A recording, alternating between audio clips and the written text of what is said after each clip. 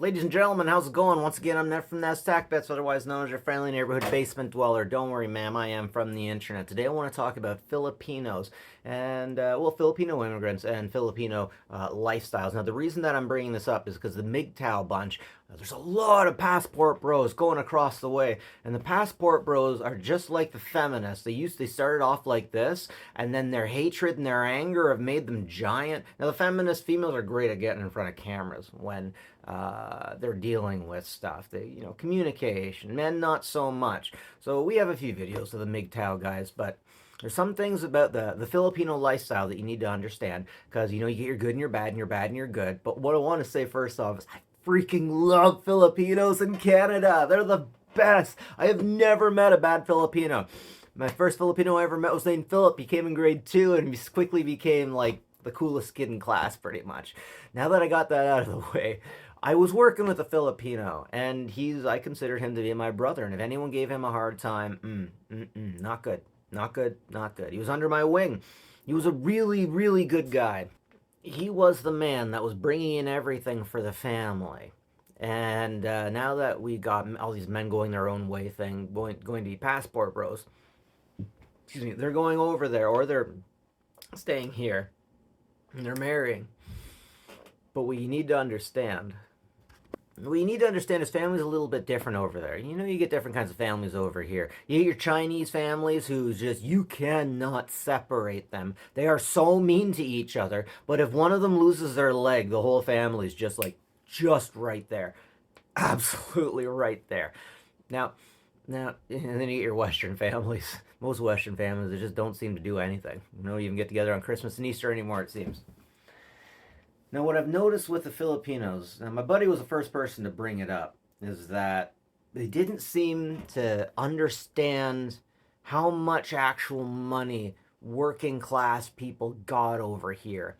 Because while he came in his first year and he was talking about how Americans are like this, Canadians, like this, we have debt, we have all this stuff.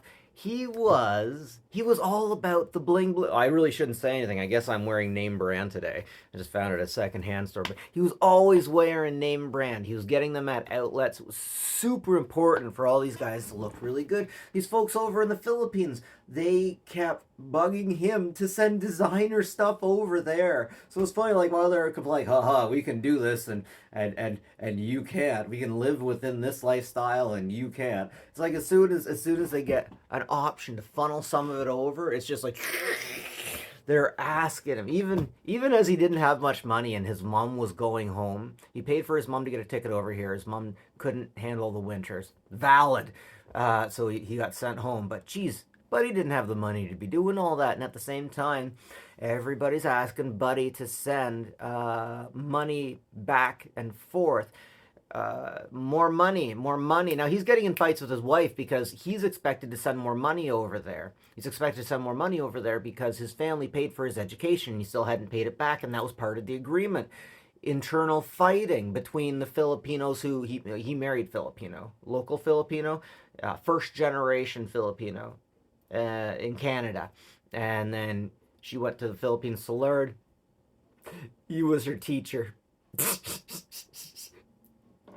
He's a lovely guy, and I'm so disappointed. As a Canadian, I'm furious that he can't get a home.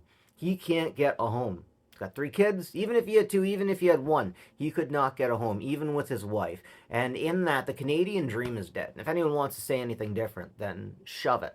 Now, I am worried about my buddy because he's got less, and everyone's telling him, get us more. But it's interesting, as Filipinos, they're supposed to be able to deal with it, and then they get one over here, and they're draining him dry. I'll say a Filipino, but to me, if you have the green card, you are Canadian. You can call yourself Filipino Canadian, but I'm calling you Canadian. Now, what's funny about that is people are really iffy about me. Oh, so you're saying Filipino? Oh, don't be racist. And at the same time, he's got the card. He's Canadian. You're Canadian. You can say whatever, but get in here. Get it, okay, I'm Canadian, Irish and all that. Fuck, get out of here. We're Canadian. Get over here. You can be Canadian, you can be Jewish and be black. Yes. Yes. It can happen. The purviews of your conundrums are messed up, people. Legitimately, Filipinos are awesome. There is some rot in the wood. There always is. They have some.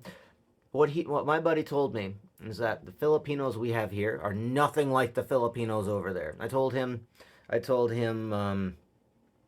I've never met a Filipino I didn't like. I still to this day, every Filipino I will treat with respect because every Filipino I ever met has treated me well. Every Asian I ever meet, I can treat him nicely and facelessly because he will treat me nicely and facelessly.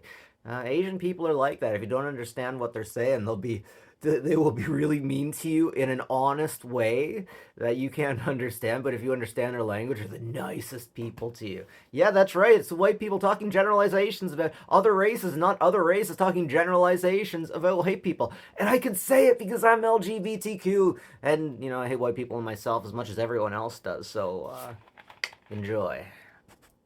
But the dark thing that I want to point out is Filipinos have a giant heart.